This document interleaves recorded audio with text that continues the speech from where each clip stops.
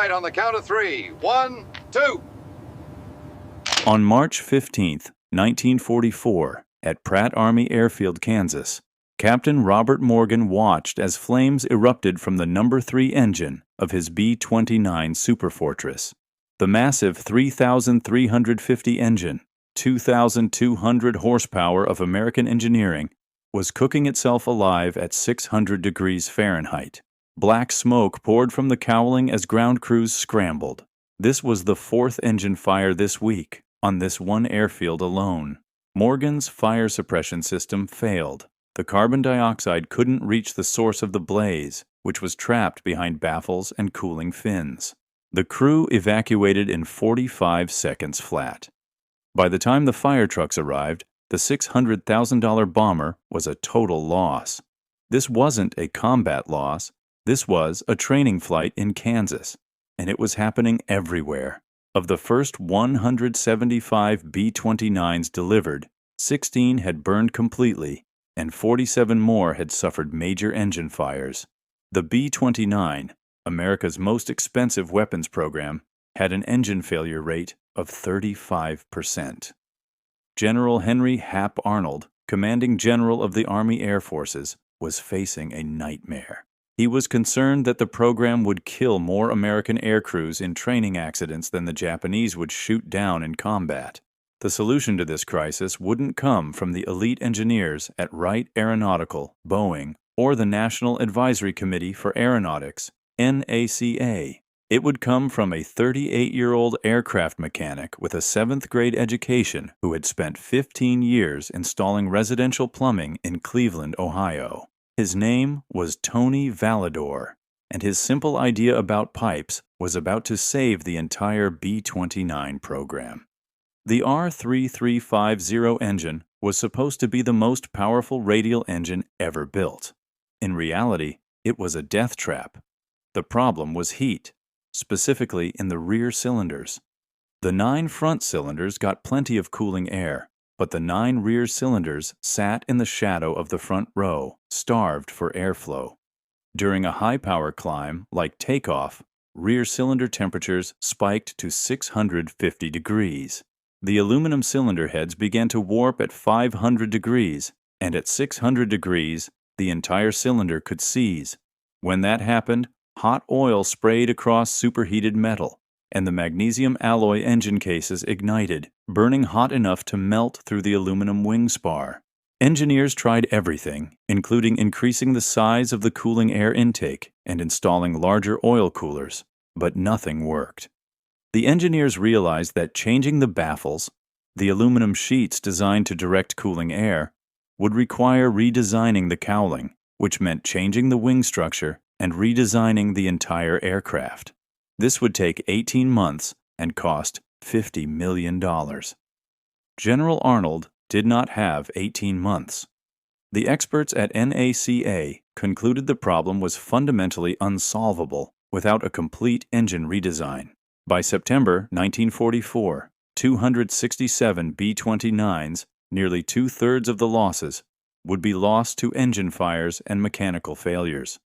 While the best aviation minds in America declared there was no solution, Antonio Tony Valador was working in a maintenance hangar at Pratt Army Airfield. Tony had dropped out of school at age 14 to help his family's residential plumbing business. He knew that the secret to plumbing was understanding flow. Water doesn't care about blueprints. It takes the path of least resistance. Looking at the overheated R3350 engine, Tony saw a plumbing problem. The front cylinders heated the incoming air to 300 degrees. That hot air then got trapped between the cylinder rows because there was no exit path, which was actually heating the rear cylinders instead of cooling them. It was exactly like a time he had to fix third-floor radiators where the hot water took the easy path and never reached the top. The plumbing solution then was simple.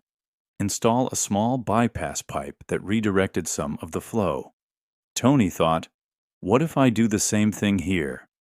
He sketched a bypass system on the back of a maintenance log, small aluminum ducts that would redirect cooling air directly to the rear cylinders, creating a dedicated cooling path.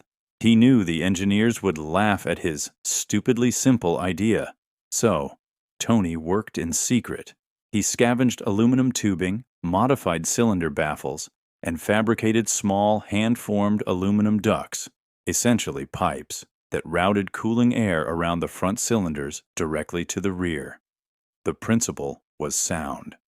Create a low-resistance path directly to where the flow is needed.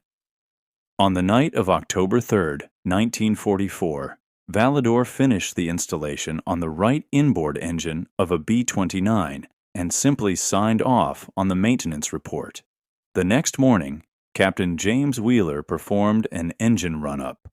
The rear cylinder temperature gauge, which normally climbed to 550 degrees, held steady at 425 degrees. Wheeler thought the gauge was broken because the reading was impossible. After the test, they discovered Tony's unauthorized modification. Tony was brought before Major Donald Peterson, Chief of Aircraft Maintenance. "Sir, the rear cylinders ran 60 degrees cooler. I have a solution to the overheating problem," Tony insisted. Peterson was skeptical, pointing out that top engineers were failing to solve the problem. "With respect, sir, they're all overthinking it," Tony said. "It's a plumbing problem." "I'm a plumber, sir. And in plumbing, when fluid won't flow where you need it, you add a bypass. That's all I did." Peterson, unable to ignore the temperature data, forwarded the test results to Wright Field. 2 days later, Tony, carrying his hand-built aluminum ducts in a canvas bag, found himself facing top engineers from Wright Aeronautical, Boeing, and NACA. They dismissed his design, calling it cowboy engineering and a violation of aerodynamic principles. Colonel Curtis E. LeMay, commander of the B-29 program in the Pacific, sat in on the meeting. LeMay cut through the debate. He confronted the engineers, who had worked on the problem for 20 months with little success. He pointed out that Sergeant Valador achieved a 60-degree temperature reduction using scrap parts in one night. LeMay's orders were absolute.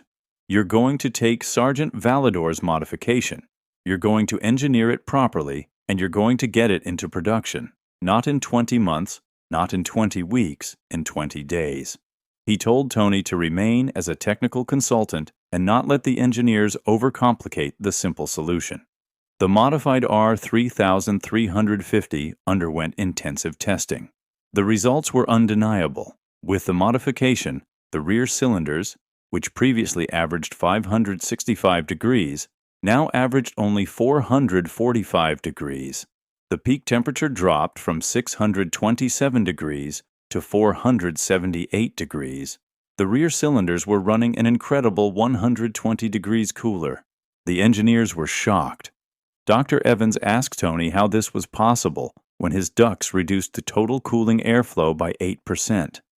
Tony explained, "It's not about how much air. It's about getting the air where it's needed. The ducts force the air to go where it didn't want to go naturally. In plumbing, sometimes you need to restrict flow in one place to create pressure in another," he said. On October 28, 1944, LeMay approved emergency implementation. The modification was officially designated the Valador Bypass Cooling System, but became known by crews as the Tony Ducts. The first B-29s, with the modification, arrived in the Pacific Theater on November 24, 1944.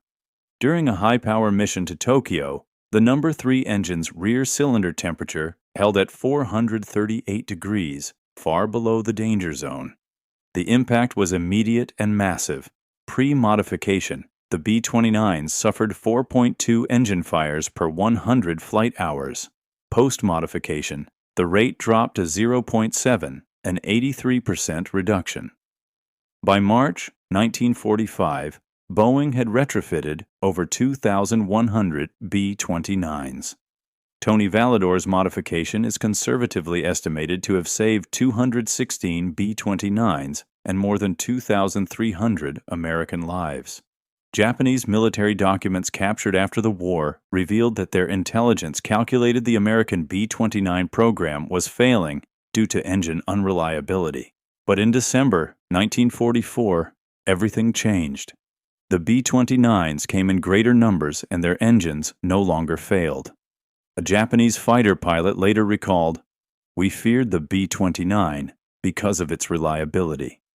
When Tony Valador was processed for discharge in June 1945, they tried to give him the Army Commendation Medal. Tony refused it. "I didn't do anything special," he told the colonel. "I just fixed a cooling problem. That's what mechanics do." He returned to Cleveland and went back to plumbing, never mentioning his war work. Today, the principle of dedicated cooling ducts, or forced path cooling, is a standard and fundamental concept in all air-cooled engines, from Cessna 172s to modern jet engines. Tony Valador died in 1982, still working as a plumber. At his funeral, a B-29 veteran approached his son, saying he had spent 40 years trying to find the mechanic who invented those cooling ducts to thank him. Tony's son was confused, saying his father always said he was just a plumber. The veteran smiled sadly. "That sounds like the kind of man who'd save 2,000 lives and never think it was a big deal." Tony Valador was a plumber who looked at an aircraft engine and saw a plumbing problem, and that made all the difference. Would you like to know more about the technical details of the Valador bypass cooling system?